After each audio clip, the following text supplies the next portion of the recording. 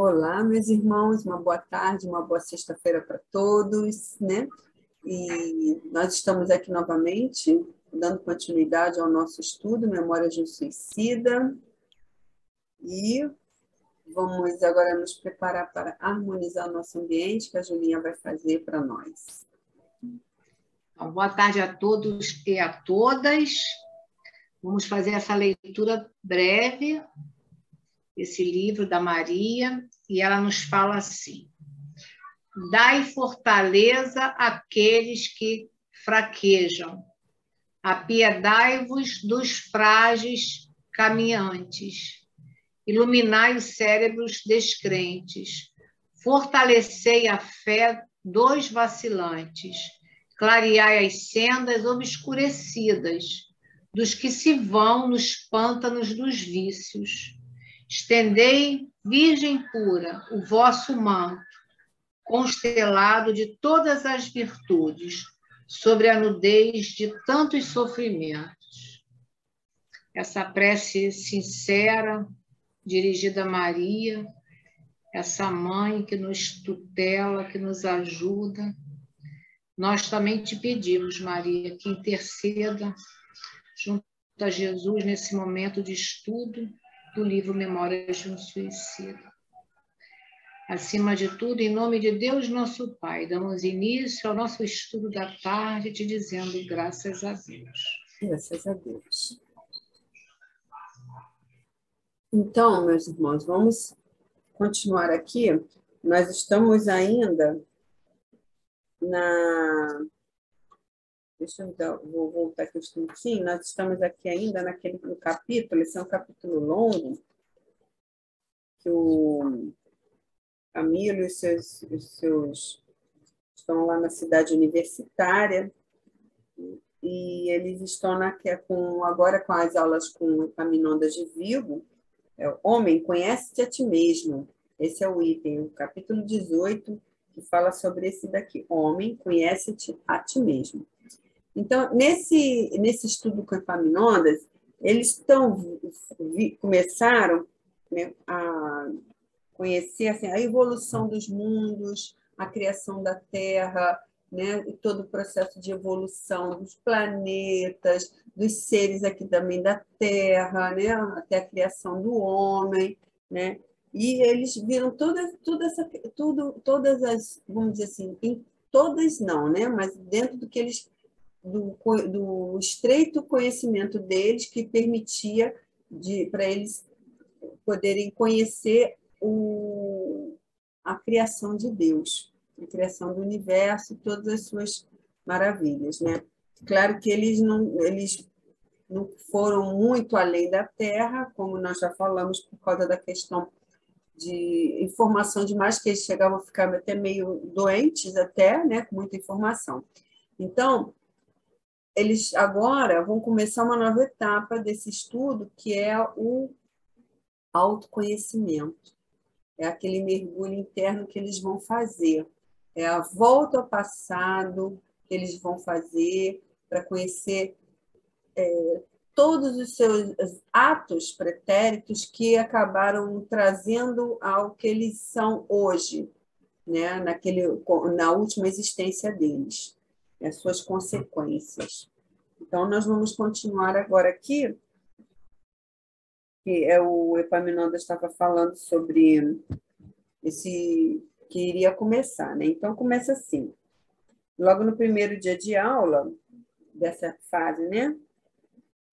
O Epaminondas ele expôs aqui uma advertência, né? Para os alunos lá, né? Ele fala seus tutelados, né? Ele chama dos tutelados dele.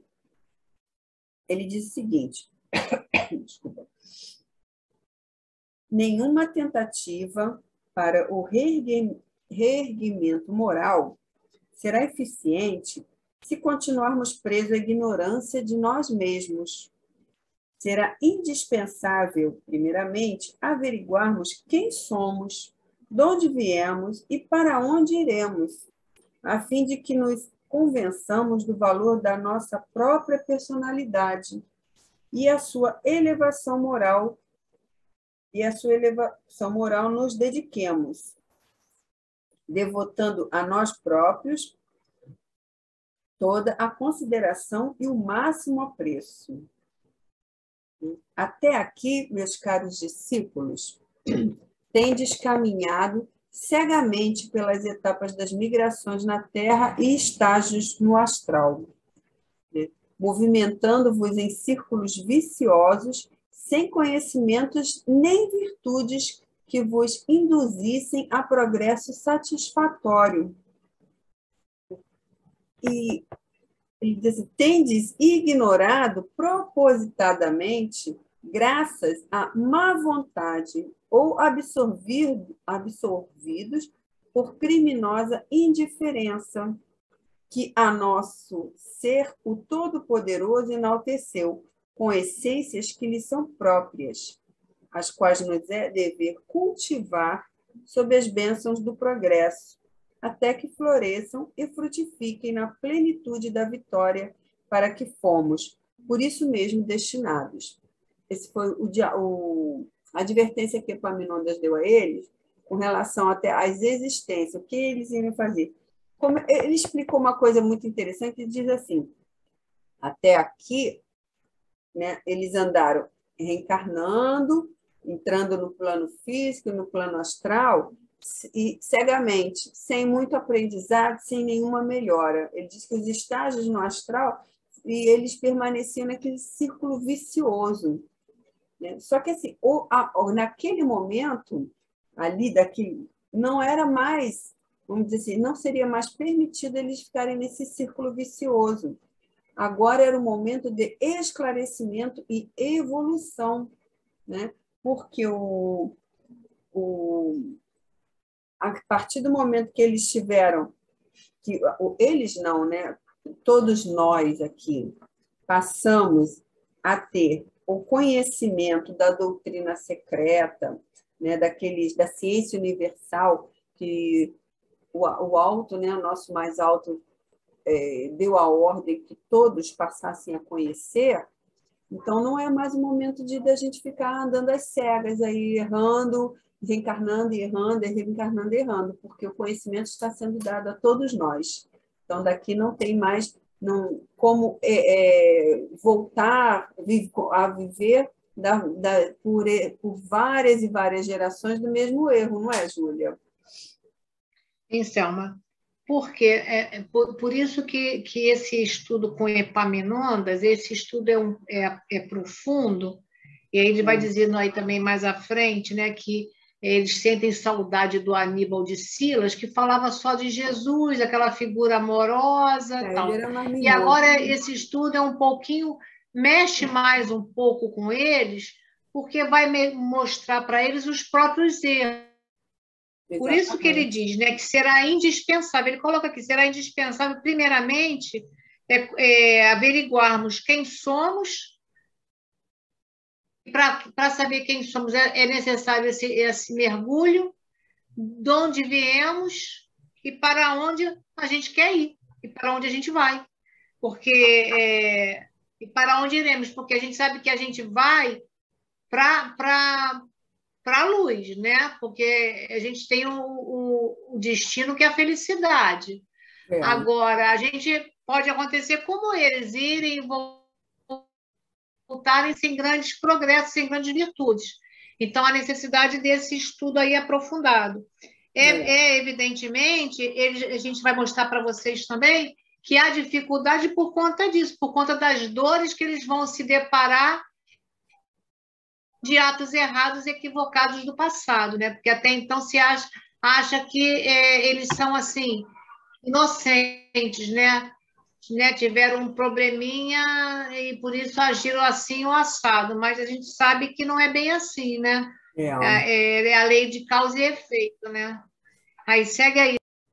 Então, aí continuando aqui, ele, diante disso, ele indicou um dos penitentes que se achavam nas arquibancadas e fez ele penetrar no círculo lá que ele se estabelecia, né, com os grupos dele. Então, o interessante é que até que o Camilo, ele faz um comentário que ele não sabe se foi um acaso ou se foi da própria clarividência do mestre, né? Que foi feita essa escolha. Mas nós sabemos que não existe acaso, não é? Então essa escolha veio um companheiro do próprio grupo de Camilo, que foi o Amadeu Ferrari. Ele era um brasileiro de origem romana, natural do interior do estado de São Paulo, né? Ele se suicidara aos 37 anos, julgando escapar à vergonha da prisão devido a certos feitos imprudentes, bem como a ameaça de um câncer que começara a entumecer-lhes a região glótica. Então, ele colocou ele à sua frente e com autoridade, né, que ele tem sempre esse ar mais austero, né? Ele pergunta a ele qual é o seu nome, caro discípulo, o vosso nome. Aí, mas o que acontece? Naquele momento, todos que estão ali começaram a ter um certo mal-estar, porque ele dizia que foi um súbito mal-estar, né, se apoderou ali de todos naquele momento. E deu com aquela vontade de fugir que eles tinham novamente, porque eles sentiram o quê? Uma responsabilidade que eles ainda temiam, né? Que a questão do aprendizado, aquele aprendizado, o mergulho para dentro, ninguém quer. Todo mundo quer fugir dessa realidade, né? Então, aí ele diz assim que era uma responsabilidade grandiosa demais e por demais delicada. Então, quer dizer, isso dava um certo temor a eles. Tivemos a intuição de que iriam passar coisas irremediáveis que marcariam era nova em nossos destinos. Tivemos medo, natural, não é? Epaminondas de Vigo apareceu-nos, então, qual juiz inflexível que nos julgaria, arrastando-nos até onde depararíamos o tribunal temível de nossa própria consciência. E profundo terror nos inspirou sua presença venerável. Hein, Selma? Foi. Vale lembrar aqui, né, que não tem juiz que vai julgar nada nosso. Então, aqui ele já fala, né, que o juiz aqui é a própria consciência, porque a nossa consciência é que vai nos fazer aceitar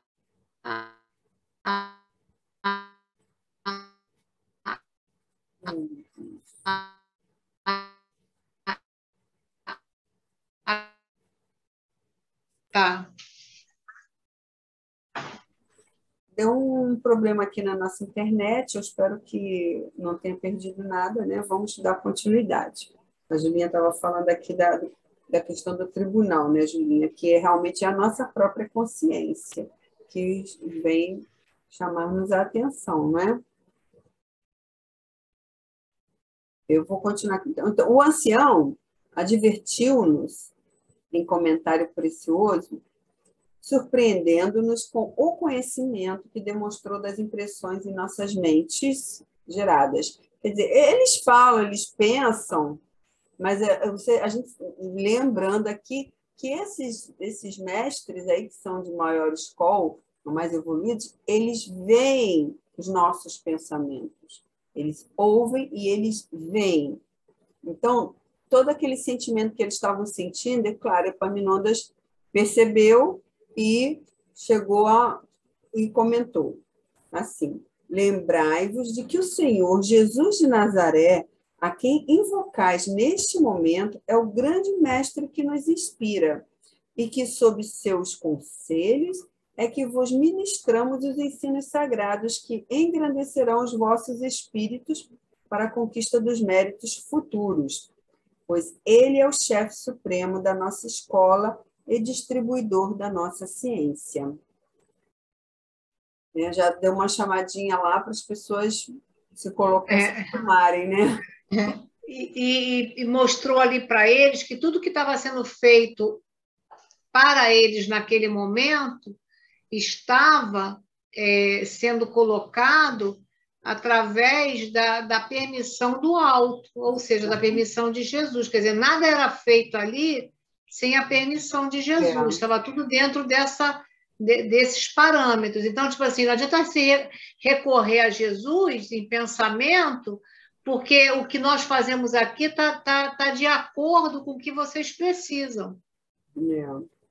Exatamente. Então, ele volta a perguntar o nome do paciente. Ele diz, Amadeu Ferrari, residido na cidade X, de São Paulo, no estado de São Paulo, no Brasil. Né?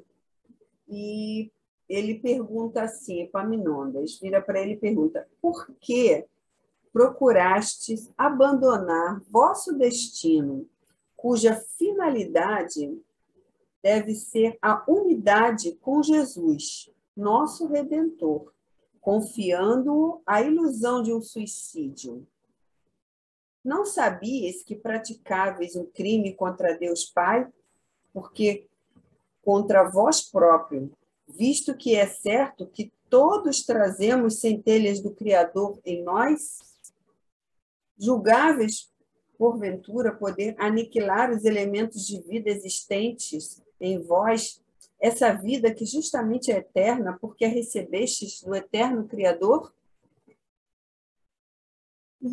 E aí o Amadeu, né, ele ficou realmente assim meio contrafeito e tentou, né, através dos artifícios, os recursos que ele tinha, né, para sair daquela situação. Aí ele veio com aquela conversinha, a gente chama cerca Lourenço, né, Júlia? Ele veio assim, felizmente, Senhor, foi apenas um pesadelo, uma alucinação. Eu não me pude matar, embora o desejasse, pois que estou vivo. Vivo, vivo, louvado seja Deus, estou vivo. Ele agiu da mesma forma que o Agenor Penalva na torre, quando Guzmán chegou, né, para ele também fazendo a mesma, né, pergunta e tudo mais. Ele sempre tentando esconder as verdadeiras intenções, né?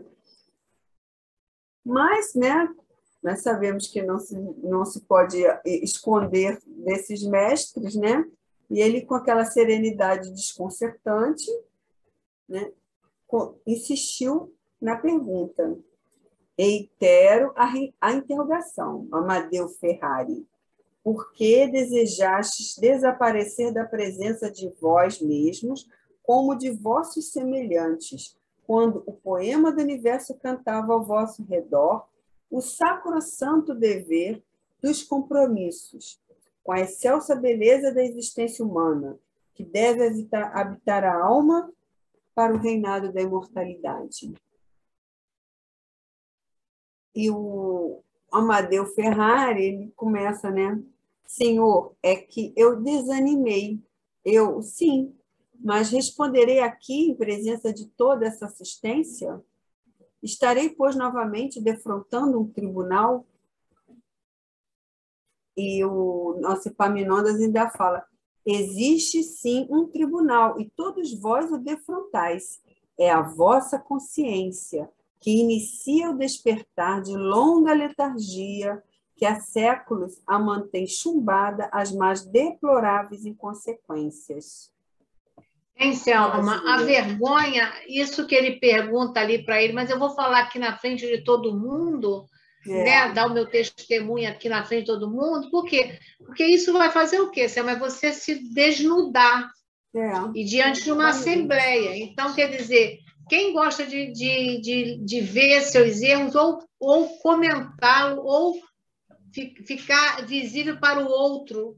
Então, foi esse o constrangimento, porque ele perguntou, vou ficar aqui, vou falar para todo mundo isso, né? Mas naquele momento era necessário, por que era necessário, entre aspas, esse constrangimento? Porque cada lição que fosse apresentada serviria de lição para todos. Cada um ia mostrar as suas dificuldades. E, nesse momento, aquilo serviria como um espelho para o outro. Né? Exatamente.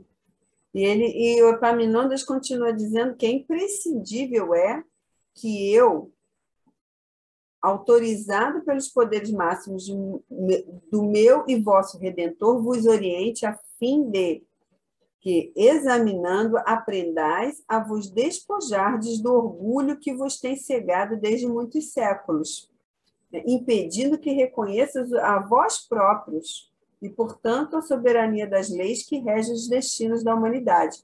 Quer dizer, é tomado pelo orgulho, né? Aí ele não quer que ninguém veja os erros dele, nem admitir a ele mesmo que aquilo que ele fez foi um erro, né?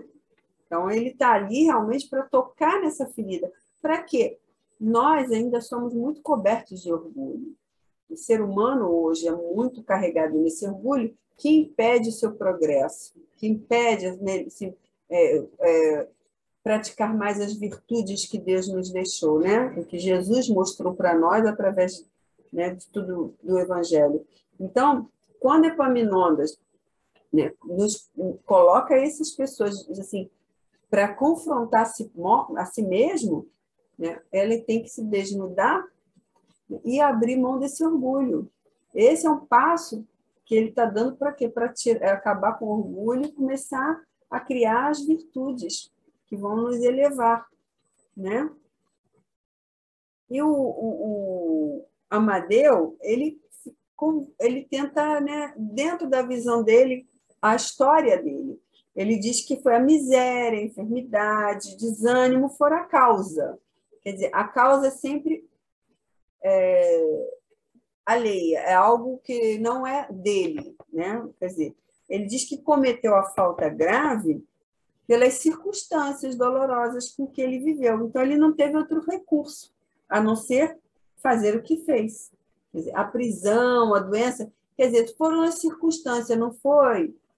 O que ele colocou para o Epaminondas foi assim, foram as circunstâncias, foi a vida, foi as dificuldades que eu tive, não foi meu erro, não foi a minha falta de caráter, não foi a minha moral ainda, né, deficiente, né? Foi a vida, né? Então, quer dizer, a pessoa não se coloca assim, eu errei porque eu não tenho uma moral boa ainda elevada para me fazer valer dessas dificuldades para aprender com elas. É isso. Diga, Júlia. Selma, e por isso que ele vai sendo falado aqui para ele, né? O porquê do câncer, né? Mas aí vê por que ele roubou o dinheiro. Vamos falar essa partezinha aqui, porque aí justifica o que você está dizendo, né? Quer dizer, ele está tentando se esquivar, não, ele tinha assim como uma justificativa que seria boa, né? E aí agora a gente vai ver que não tem como dizer que era legal. Não, foi por conta. Não tem como. O Epaminondas faz uma pergunta bem interessante, né? Que já começa assim, bota para pensar. Ele fala assim, e esse ato, o suicídio, lavou a nódoa de que vos havíeis contaminado antes? Considerai-vos inculpado, honesto, honrado após o mesmo ato? Quer dizer, você se suicidou, e aí? Todo aquele mal, aquela coisa, né? Aquela mancha que você trazia, ela se acabou com isso? A pergunta dele, né? Ele, não pude fugir à responsabilidade dos atos que pratiquei. Que ele diz, né? Que ele se sente desonrado, né? Por ter lançado mão das quantias. Quer dizer, resumindo aqui, ele teve a doença, o câncer, então o que ele trabalhando em banco, ele usou os recursos do banco, ele deve ter roubado aqui, não fala com detalhes, mas ele roubou, né, ele lesou de alguma forma, pela facilidade que ele tem como bancário, deve ter tirado o dinheiro de contas para poder pagar o tratamento, porque ele queria se curar da doença, e foi pego. Então, ele ia ser preso por conta disso. Aí, quer dizer, veio a prisão, o câncer, o roubo, né? E aí ele ainda estava com... Ele diz que parece que ele tinha uma noiva, ele pensava assim, que ele ia noivar, casar com uma pessoa que tinha uma boa situação financeira para que ele pudesse também, né, ficar bem de vida, né? E tudo isso foi por água Ia abaixo. somar, né? Ia somar. Exato, que era o ideal dele, né? Se desmoronou. O ideal de amor dele, na verdade, era mais pelo dinheiro também, porque ele era pobre, né? Aí, mas por que tão pobre, né, coitado? As pessoas, né, ele fica assim, eu era muito pobre, eu não tinha recurso, o que eu podia fazer, né? Aí É ele isso, optou pelo Selma. suicídio. Selma. O mais interessante é que aqui abaixo ele fala isso, né? É que ele se sente confuso, né? E Apesar. por que, continuando aqui, a gente estava falando, a internet hoje está um pouco complicada, né? Mas faz parte do processo. Então, naquele momento, ele fala assim: sinto-me confuso. E ele faz uma pergunta: por que fui colocado em tão desgraçada circunstância? Né? Então, a gente traz essa pergunta para nós, né? Quando a gente faz essa pergunta também. Por que aconteceu isso comigo? Por que tinha que ser comigo? Então, a mesma coisa ele fez ali. Né? Ele, quer dizer, no fundo, ele estava confuso porque ele não entendeu o porquê do câncer, por que ele ficou, que ele não tinha recursos materiais, enfim. Tinha uma noiva, mas não tinha como manter aquele relacionamento, porque ele já estava doente, via a morte chegar, né? Não tinha recurso para tratamento. Aí ele diz, né, que o suicídio veio para dar fim àquelas vergonhas todas que ele roubou, enfim. E aí ele pergunta, mas por que eu fui colocado? Quer dizer, eu não tinha que estar naquela situação, tinha que estar normal para eu poder casar, né? Não ficar doente e tal. E é nesse momento que o Epaminondas fala para ele: pois ireis compreender, Amadeu Ferrari. É imprescindível que o compreendas. Por quê? Jesus nos disse que conhecereis a verdade e ela vos libertará. Então, vai ser esse momento agora que a Selminha vai ler para a gente, esse conhecimento que ele vai ter, o porquê ele voltou numa condição de ter um câncer, de vir numa condição de poucos recursos materiais. Agora, ninguém vem para roubar, né? E muito menos para se matar. Aí agora a Selminha vai mostrar aí para a gente o que aconteceu aí, né, Selma? O que acontece? Aí ele foi o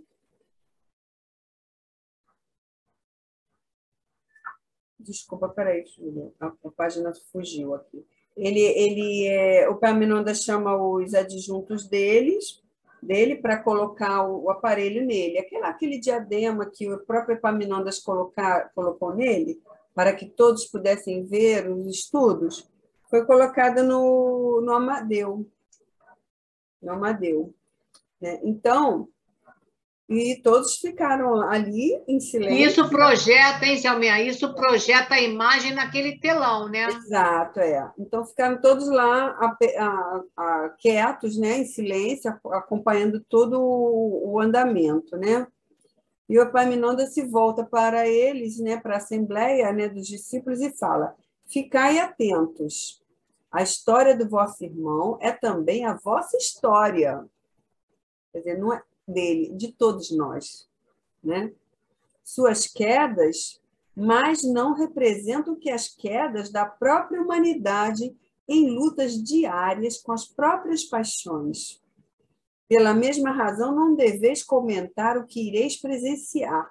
Antes, observai a lição que vos será fornecida como exemplo, do qual extraireis a necessária moral para aplicá-la em vós mesmos, pois será útil lembrar que sois todos almas decaídas, a quem a iniciação em princípios de moral elevada e redentora trata de conduzir aos pórticos do dever.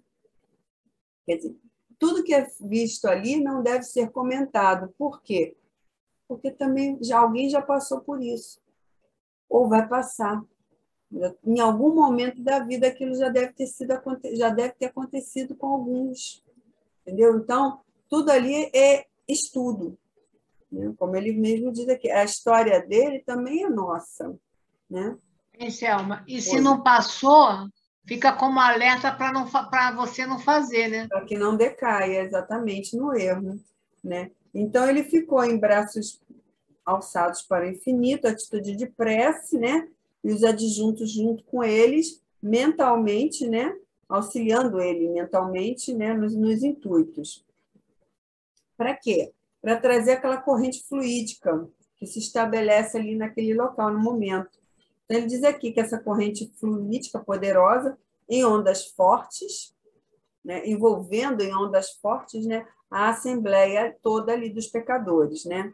Que se deixava estar atenta.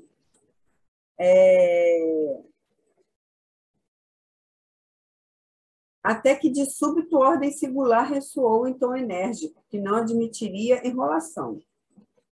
Epaminondas de Vigo impunha a Amadeu Ferrari a volta ao pretérito, né? Minucioso exame de consciência, passando em revista os feitos de suas passadas migrações terrenas, a fim de que compreendesse em toda a sua plenitude a razão das circunstâncias dolorosas em que se vira colocado, né? Circunstâncias a quais não se resignara e que, para resolvê-las, comprometera-se ainda mais com um ato de desonestidade e suicídio. Quer dizer, nós vamos ver que tudo que aconteceu com ele no passado refletiu nele como Amadeu, e o que acontece quando nós vamos para o astral, nós temos consciência dos nossos atos e queremos ressarcir dos erros, né? Só que aconteceu, quando ele de volta à carne, ele não se resignou, porque ele diz aqui, ele não se resignou e acabou criando outros problemas maiores para ele, além daquele que ele tinha que aceitar, né? Com o roubo, que é a desonestidade e o suicídio, só agravou mais a história dele. Então, diz aqui, ele passando do suicídio para o início da existência, né? Desculpa. Amadeu, diz aqui, uma vez que Amadeu fora obstinado no trabalho e na força de vontade, daquele câncer que o torturava com garras invencíveis, corroendo-lhe a língua e a garganta lentamente, daquele repúdio de amor que absorveu suas últimas forças, incompatibilizando-o definitivamente com o desejo de viver. Quer dizer, a doença que ele criou para ele, além da pobreza, né, que desafiaram todos os esforços dele de se remediar, né, incompatibilizou com o desejo dele de viver e acabou com que ele cometesse o suicídio, né? Então, o que aconteceu? Aí aparece aqui. Foi no ano de 1840, ele era traficante de escravos negros de Angola para o Brasil. Era de nacionalidade portuguesa, e daí a nossa afinidade com ele. Isso é o Camilo contando, quer dizer, não existe acaso, não é? Mais uma vez, reiterando isso. Então, ele fazia viagens reiteradas, enriquecia no comércio abominável, não se poupando trabalhos, graças à torpe ambição de retornar milionário à metrópole, a Portugal. Infligia martírios incontáveis aos míseros que arrecadava em sua livre pátria para escravizar a outros tantos ignóbeis comparsas das mesmas desvairadas ambições. Então, ele nutria nos instintos desumanos dele os maus tratos aos negros, chicoteando-os por mais insignificantes faltas, né? Infligindo-lhes castigos, né? Passando fome, sede, torturando, separação de famílias, pois vendia filho aqui, a esposa acolá, o pai mais além, né? E nunca mais eles se viam, né? A não ser além túmulo, morrendo muito destes, né? Atacados pela nostalgia e pela saudade dos seres amados. Então, certa vez, na fazenda que lhe era própria, alvitara jovem escrava negra, mal saída da infância.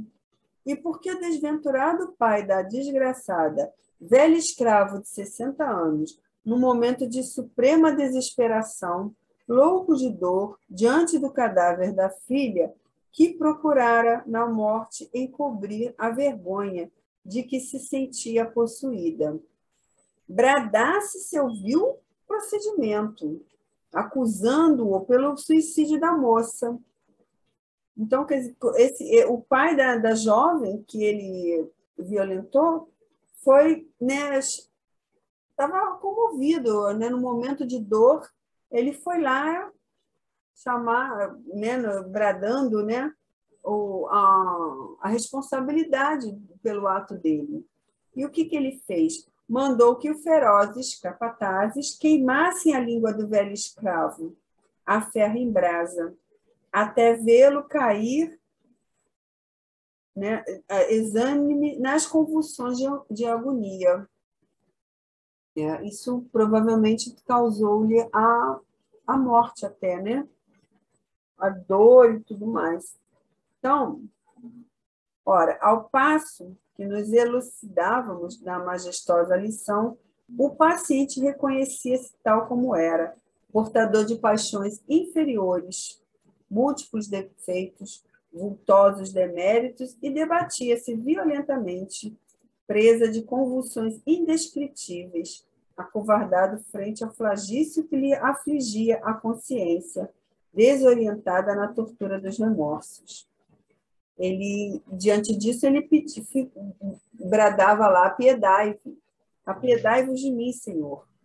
Hein, Selma? Diga. Porque, assim, nesse momento, quando ele está se deparando com as próprias maldades que ele praticou, ele está pedindo perdão, né? De todas essas fraquezas.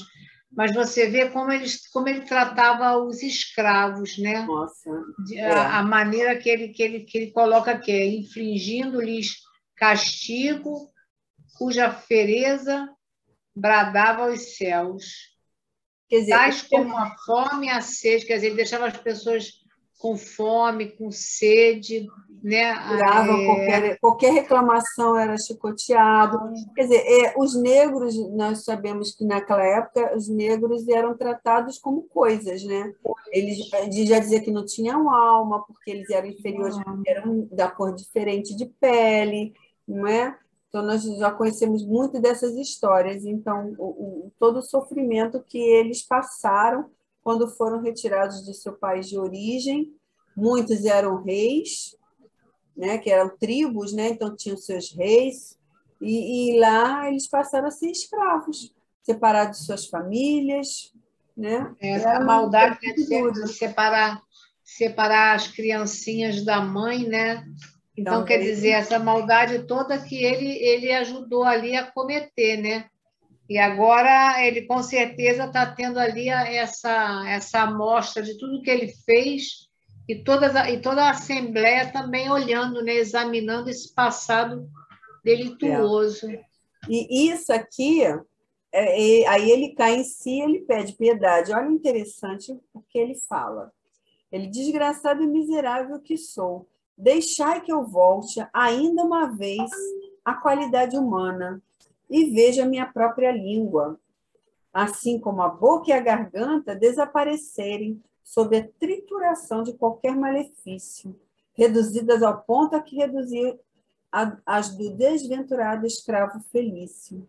Dai-me a miséria, Senhor, que eu sofro o suplício da fome e da sede, que nem mesmo possa falar a fim de me queixar.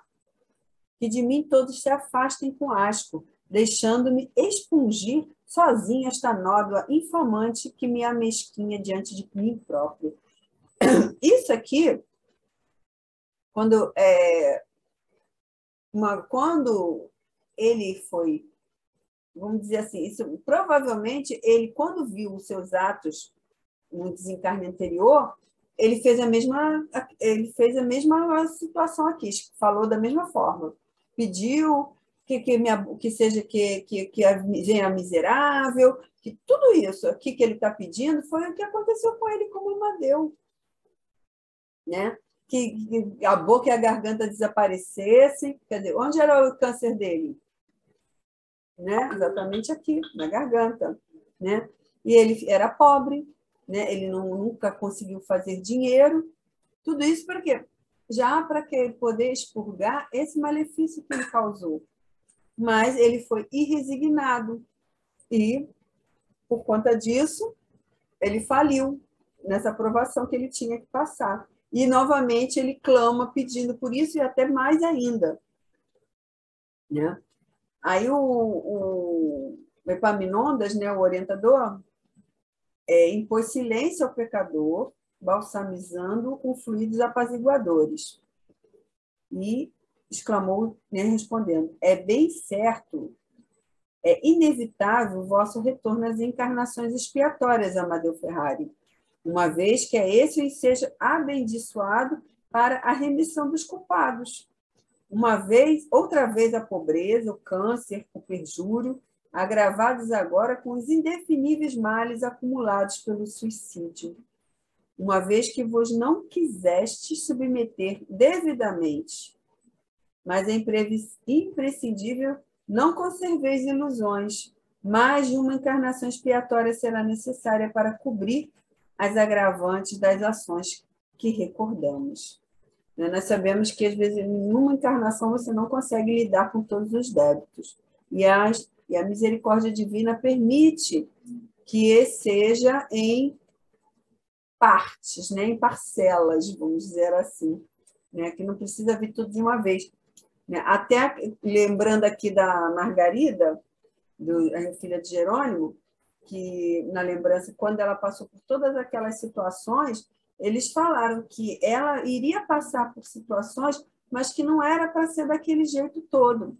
Estava para ser em suaves encarnações, em várias encarnações ela iria ser submetida às expiações. Mas o que aconteceu? O agravante do suicídio do Jerônimo, do pai, desencadeou tudo aquilo de uma vez só para ela, o que era para ser feito em várias situações. Então, quer dizer, nós sabemos que as nossas expiações podem ser resolvidas em várias encarnações.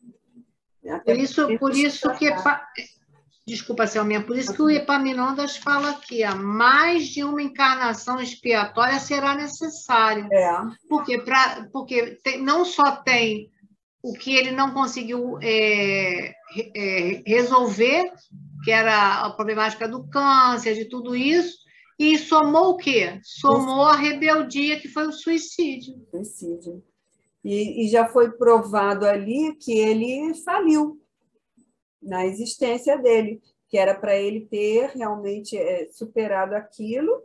Então, quer dizer, uma encarnação provavelmente não vai dar para ele pagar, é um termo feio, né? Não se fala assim, mas não vai ter como ressarcir seus débitos, né? Então, continuando aqui, a lição continuava, né? Ele foi contando ali. Assim foi. O velho escravo morreu, dobraram-se os anos. Né? Então, ele esqueceu dessa situação, voltou à terra dele na Europa, enriquecido, à custa do trabalho honesto, né? Entre aspas, né? Que ele considerava aquilo trabalho justo. Então, ele voltou para a pátria dele, cheio de dinheiro, viveu com todos os luxos, as regalias que o dinheiro poderia lhe dar. Então, quer dizer, quando ele desencarnou, diz aqui, né? Então ele teve toda aquela solenidade, né? Os cânticos, o luto, aquelas exéquias que eles chamam que é escrever no jornal, vou dizer, aqui jaz, fulano de tal. Tudo que o dinheiro pode comprar, ele teve no seu funeral. Né? Só que, vamos lá, agora é que vem a parte mais dolorosa. Aí, agora, eis que se apresenta no além-túmulo. Então, o que acontece com ele? Ele se debatia perdido em pleno sertão africano. Ele foi levado diretamente para a África, atacado por falanges de fantasmas negros, sedentos de vinganças, que vinham pedir-lhe conta dos desgraçados compatriotas por ele escravizados e perdidos para sempre. Né? Eram mães destituídas de filhos, que venderam, eram pais que os filhos não conheceu, que foi sacrificado, as jovens, tudo isso. Todos esses escravos que também não se resignaram com a situação deles, né? Acabaram escravizando eles ali nas florestas, nas matas da África. Aprisionaram o seu espírito, que ele fala, aprisionaram o seu espírito no seio das florestas tenebrosas e martirizaram-no por sua vez.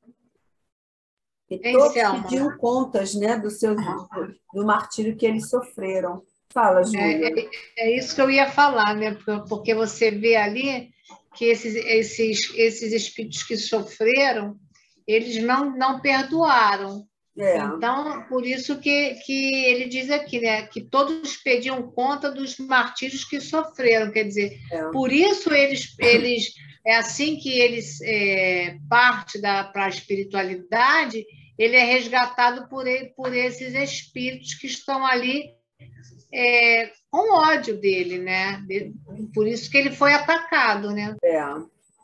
Então, ele diz que as acusações perenes do remorso, a raiva e o bramido dos fantasmas, né, que deixava ele muito apavorado, acabaram por enlouquecê-lo. Então, deixaram-no entregue a si mesmo, em pleno desamparo, cativo de si próprio. Né? Só que o que acontece? Ele era portador da mesma essência imortal, como diz aqui. Ele sentia fome, sede, necessidades que se juntaram a fim de supliciá-lo. Né? Tudo isso, com a loucura, a fome e a sede, só foi piorando mais o estado dele. Né? Selma, mas vale lembrar que o espírito desencarnado ele não tem fome, ele não tem frio, ele não tem nada. Ele sente isso porque ele está muito materializado, né? Então, quer dizer, ele é aquela famosa frase que a gente sempre escuta: morreu, mas não desencarnou. Está ligado a todas as sensações físicas. Por isso. Então, aqui, aí o que acontece? Ele vagou ainda desesperadamente, presa das alucinações, flagelos da mente, né? E é interessante que quando ele pensava em alguma oração, alguma coisa assim, ele ouvia o estalar do chicote, ele não conseguia, sempre chegava os escravos e aumentava a agonia dele. Né? Então, o que acontece? Ele afastava-se então, em loucas correrias por meio das brenhas selvagens, né? Presa das mais atordoantes demências espirituais. Mas, para qualquer lado que virasse, né, ele encontrava as vítimas a chorarem agonizantes e desesperadas. Selma, Oi. Mas isso era mental. Né? A culpa dele. Ele não tinha. As vítimas não estavam ali. Isso era toda aquela lembrança culposa, né, do remorso quer dizer, por isso que quando ele tentava orar, ele não conseguia, porque ele escutava os gritos das crianças, o choro daquelas mães desesperadas. Então, quer dizer, ele não culpa, né? Por isso que ele estava ali como se fosse um louco, né? Com todas aquelas sensações físicas, né? Por conta do que ele estava mergulhado num quadro verdadeiramente apavorante, né? Vamos dizer assim.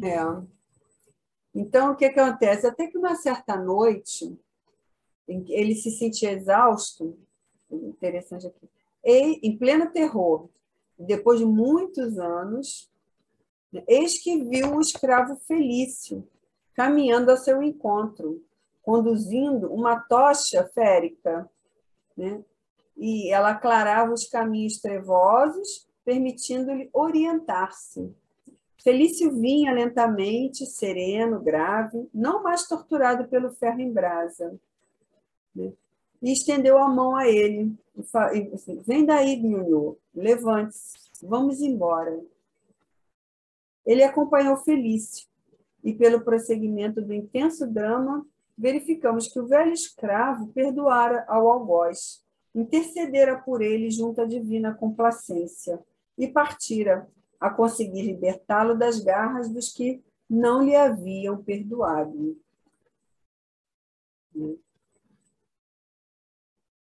Quer falar alguma coisa, Julinha? O velho Felício é o pai da menina que ele... O velho Felício, o escravo, é o pai da moça que se matou por conta dele ter feito mal para ela, né?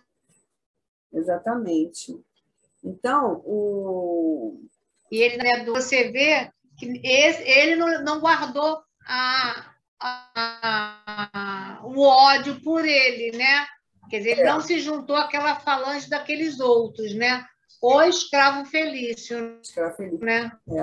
Porque cada um tem seu estado evolutivo, né? Talvez ele já fosse um espírito um pouco mais, né? Com um pouquinho mais de boa vontade para realmente querer se melhorar, né?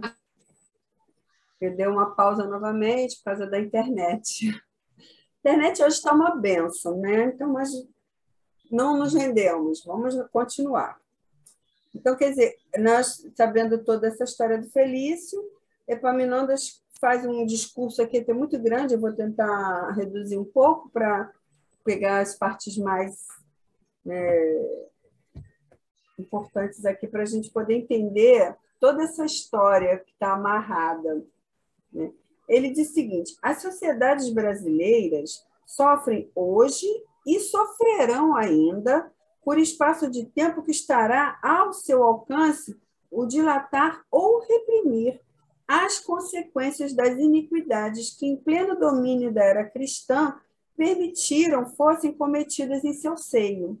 Refiro-me, como percebeis, à escravidão de seres humanos, tratados por eles com o maior rigor do que eram os próprios animais inferiores, né?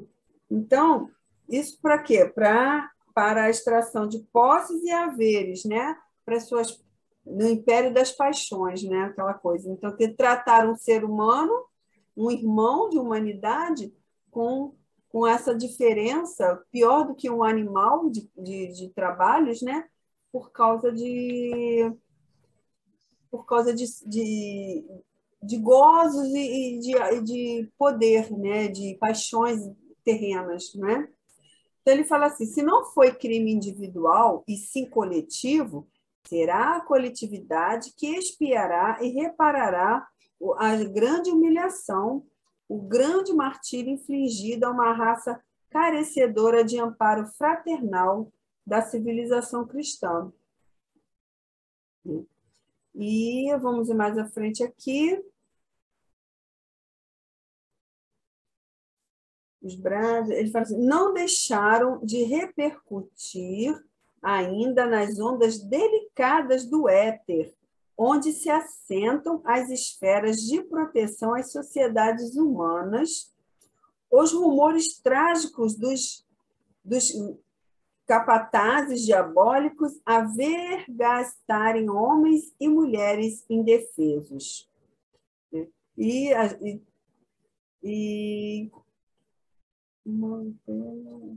tive justiça. Hein, Selma? Aqui a gente pode trazer. Hein, Selmi? Aqui a gente pode trazer, né, aquilo que a gente já falou em outros estudos. Quando ele fala aqui, ó, ressoa ainda, ecoando aflitivamente na espiritualidade os brados angustiosos de milhares de corações torturados. E isso fica repercutindo nas ondas delicadas do éter. Foi isso que a gente falou no estudo passado. Tudo que nós fazemos tem uma marca, né? Por isso que ele fala que a sociedade brasileira ainda sofrerão muito o que fizeram com os povos uns contra os outros. Por quê? Porque tem que ter essa limpeza, esse resgate de tanta maldade. Então, por isso que isso está impregnado. Você sabe que você tem uma necessidade da reparação. Né? Então, eles falam aqui, ó, essa mesma coletividade criminosa, para que, por sua vez, as sorvessem pelejas posteriores a se purificarem do acervo de maldades e infâmias praticadas. Quer dizer, vai ser necessário, né, que essa coletividade criminosa ela possa se ressarcir por conta de tantos erros praticados. Exatamente. E ele continua aqui assim, e assim prosseguirão até que a voz celeste dos missionários do Senhor as oriente para a finalidade apaziguadora, no trabalho sublime da reconciliação individual, por amor do Cristo de Deus. Né? Ele fala aqui do drama do Amadeu Ferrari. Ele fala assim, ó vós que presenciaste seu passado como o presente, rematado por um suicídio, do qual há de dar igualmente contas ao Senhor da vida e das coisas. Sabeis que entre os escravos, que sob os céus do cruzeiro, choraram, vergados sob o trabalho excessivo, famintos, né, saudosos, tristes, desesperados, né? Nem todos traziam os característicos íntimos da inferioridade. Nem todos apresentavam caracteres primitivos, como muitos julgavam, né, que eles não eram seres humanos como a alta sociedade, a estirpe branca. Né? Então, ele fala aqui, grandes falanges de romanos ilustres do Império dos Césares, de patrícios orgulhosos, de guerreiros altivos, autoridades das hostes de Diocleciano, como de Adriano e Maxêncio, dolorosamente arrependidas das monstruosas séries de arbitrariedades cometidas em nome da força e do poder contra pacíficos adeptos do Cordeiro Imaculado, quer dizer, dos cristãos, não é? Pediram reencarnações na África infeliz e desolada, a fim de testemunharem novos propósitos ao contato das expiações decisivas, fustigando assim o desmedido orgulho que a raça poderosa dos romanos adquirira com as mentirosas glórias do extermínio da dignidade e dos direitos alheios. Suplicaram ainda, e sempre corajosos e fortes, novas conquistas, mas agora nas pelejas contra si próprios, no combate ao orgulho daninho que os perdera. Eles então suplicaram disfarce carnal qual armadura redentora, em envoltórios negros, onde fossem suas possibilidades de reação, e arvorada em suas consciências a branca bandeira da paz. Né? Para a flâmula augusta concedida pela reparação do mal. E os escravizadores de tantos povos e tantas gerações dignas. Os desumanos senhores do mundo terráqueo, que gargalhavam enquanto gemiam os oprimidos. Né?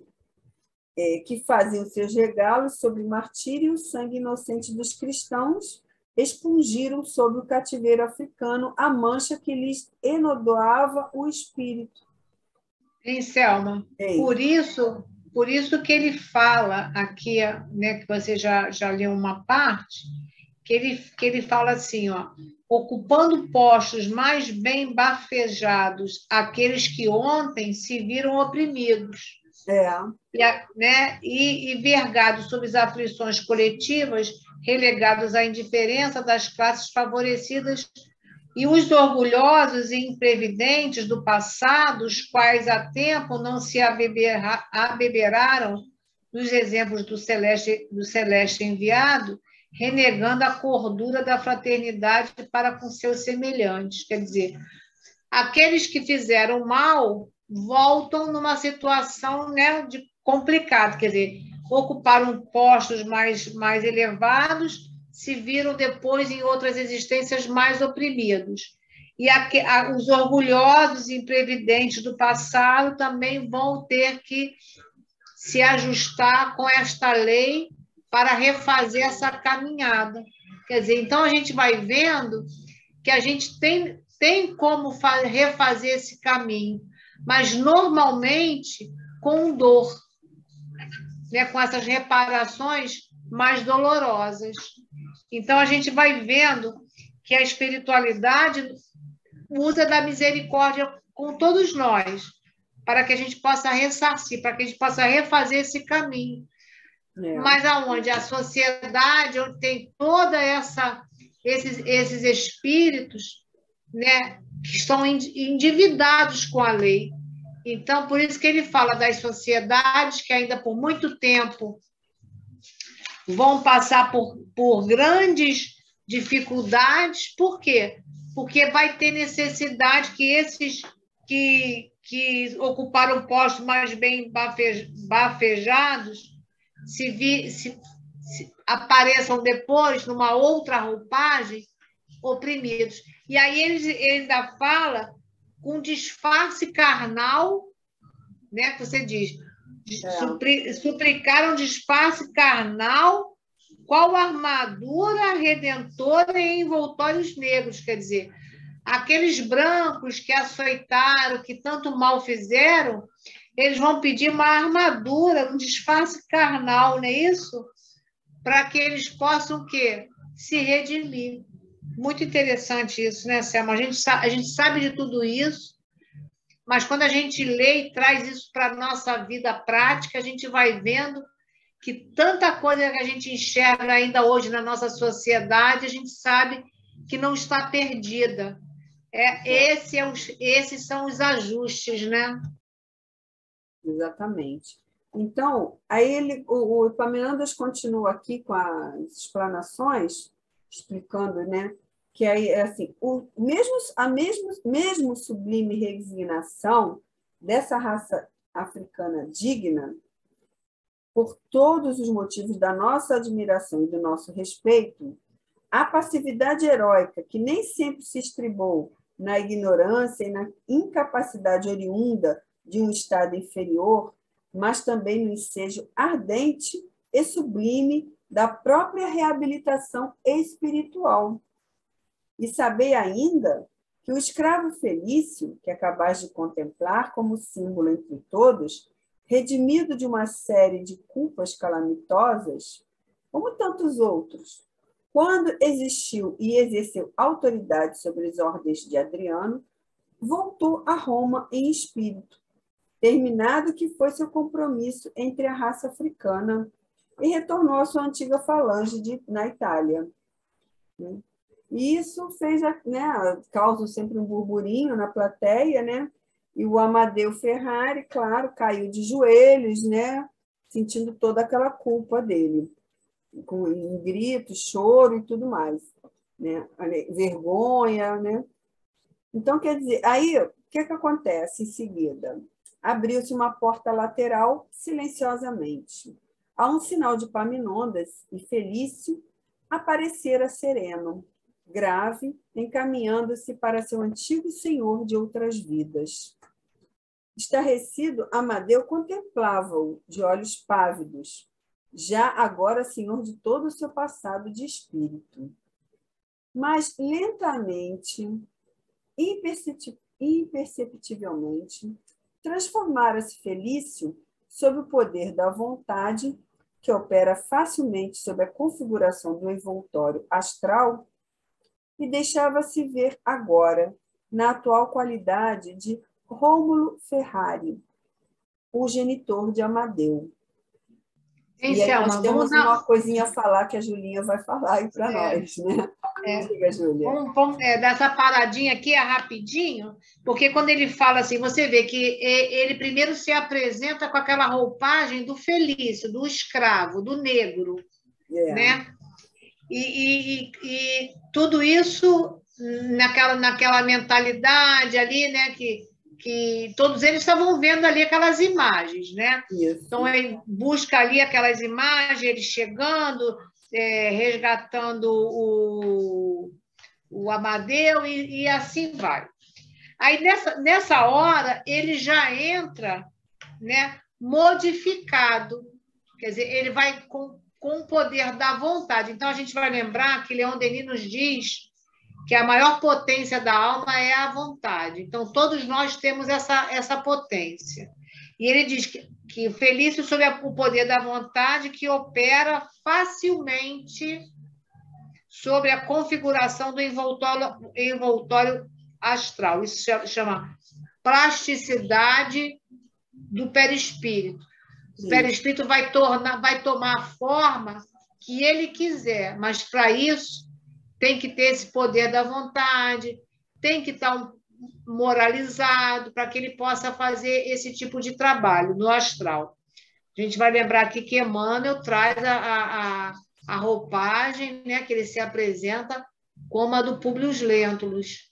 Apesar dele ter tido várias reencarnações depois, ele buscou aquela roupagem que mais lhe agradava ao espírito. Foi o momento que ele teve com Jesus naquela roupagem. E aqui o escravo Felício, para que ele possa ser notado como Rômulo Ferrari, o pai de Amadeu, ele precisava fazer essa mudança no perispírito, para que ele pudesse se apresentar daquela forma. Né? Muito, muito bom isso para a gente, né? Exatamente. E para finalizar aqui toda essa história de Amadeu, ele encerra assim: é que, retornando às falanges que lhe eram próprias, Felício ali reencarnara a fim de prosseguir na peregrinação para a redenção completa, sob os auspícios daquele negro nazareno a quem perseguira ao tempo de Adriano, na pessoa de seus adeptos. Receber, então, nova fase de progresso sob a acolhida de outro nome.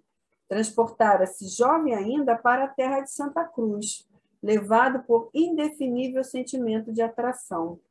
Quer dizer, já existia atração porque ele viveu lá, né, como escravo, né, no Brasil. Ali, constituindo família e piedosamente consentindo em servir de genitor para o antigo algoz. Agora seria bem certo que continuaria auxiliando-o a expurgar da consciência uma nova infração, a do suicídio. Quando, pensativos e silenciosos, deixamos o recinto do santuário, onde tão sublime mistério nos fora desvendado com a primeira lição, repercutia nos refolhos de nossa alma esta profunda, inenarrável impressão. Ó Deus de misericórdia, sede bendito por nos terdes concedido a lei da reencarnação. E temos aqui também, né, Júlia, com relação a essa questão do Rômulo, né, do Felício, né, que fala do escândalo, não é? Você falou, daquela passagem que fala assim, ai de quem, né, há de vir o escândalo, mas ai de quem cometa o escândalo, né? Quer dizer, nós temos essa questão aí que pode ser colocada também como estudo, né? Fala aí, Júlia. Isso. A gente vê aqui que o próprio Felício, né, ele vem como escravo para também se ressarcir de muitas coisas equivocadas que ele fez no tempo de Adriano, que ele fala aqui, não é isso? Isso. Ele fez muitas coisas equivocadas naquele momento, não foi isso que ele falou aqui? Isso. Ó, o escravo Felício, que acabais de contemplar como símbolo entre todos, redimido de uma série de culpas calamitosas sobre as ordens de Adriano. Isso. Né? Então, quer dizer, ele também, para se ressarcir com essa lei, ele reencarna como escravo. Agora, toda aquela maldade que foi feita com esse escravo, né? De prejudicar a filha dele, de queimar a língua dele, isso não estava na programação que deveria ter tido essa situação para com ele. Aquilo foi uma maldade a mais do Amadeu Ferrari. Sim. Certo? Então, por isso que a Selminha está buscando aí no Evangelho, que é o capítulo 8, nós temos do item 11 ao 17, que fala sobre o escândalo. Porque a gente sabe que é necessário que venha o escândalo. É necessário o escândalo, mas ai daquele por quem venha o escândalo. Então, quer dizer, existia uma necessidade de reparação do Felício, né, por ter feito muita maldade no passado, nas ordens lá do Adriano, e ele lá em Roma, e ele volta negro escravo, ok? Isso era uma situação. Agora, sofrer toda aquela maldade que o outro impôs a ele é uma outra situação, que aí comprometeu a história do Amadeu, pela maldade que ele criou a mais por conta dele. Isso. Quer dizer, ele gerou dores que não deveria ter sido feitas. Então, a gente sabe que há necessidade da gente reparar o mal, mas não precisa ser com o mal do outro. Exatamente. Né? Então, isso fique bem claro. Até para nós aprendermos sempre a misericórdia, né? Usar de misericórdia para com os outros, né? Não fazer isso. Porque, a pessoa pode ter feito errado, mas não cabe a nós julgar nem punir.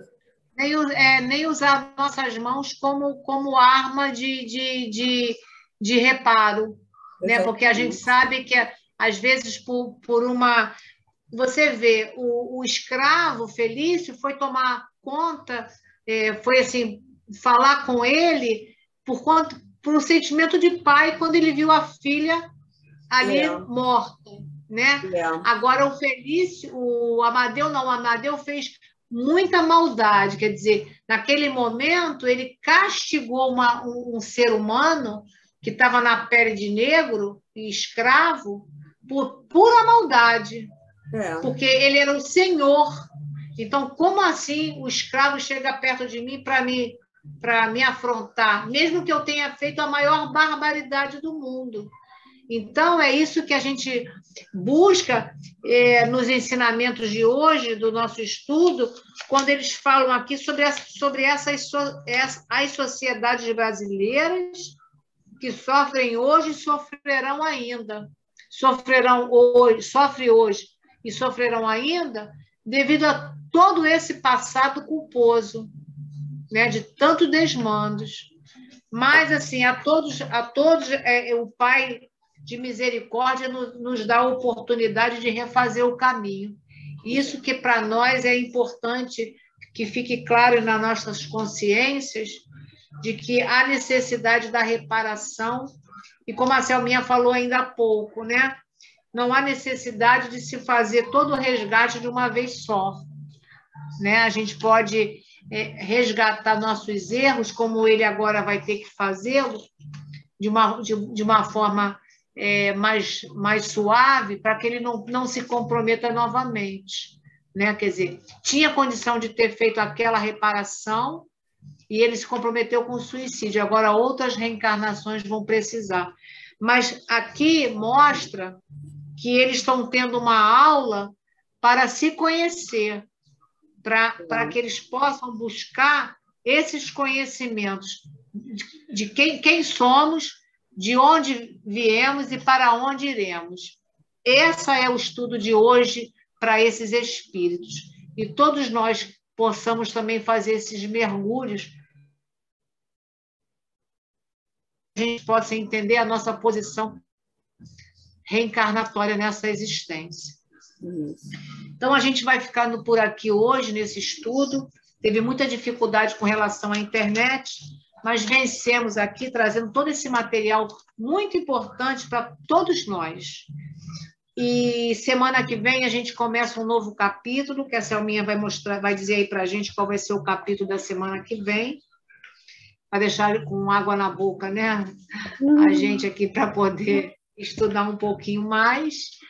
E a gente encerra, né, o nosso estudo da tarde de hoje, né? Sempre agradecendo a Deus a oportunidade, mas antes do agradecimento, a gente endereçando uma prece sincera a esses irmãos que partiram pela porta equivocada do suicídio.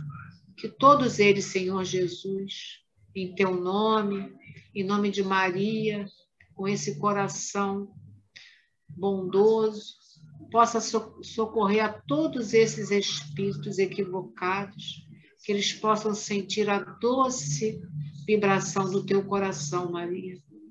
O amor de Jesus atuando em cada vida de cada um deles. Mas, acima de tudo, em nome de Deus, nosso Pai, que possa, por sua misericórdia, socorrer a todos eles. Graças a Deus, Senhor. Graças a Deus. Que o nosso Pai maior, possa nos abençoar, nos contemplar sempre com as suas lições, suas energias cósmicas também sobre nós. Que nosso Mestre Jesus esteja sempre conosco, nos iluminando sempre pelo caminho reto. Que a nossa semana continue sempre de paz e de harmonia. Graças a Deus. Graças a Deus, uma boa semana para todos.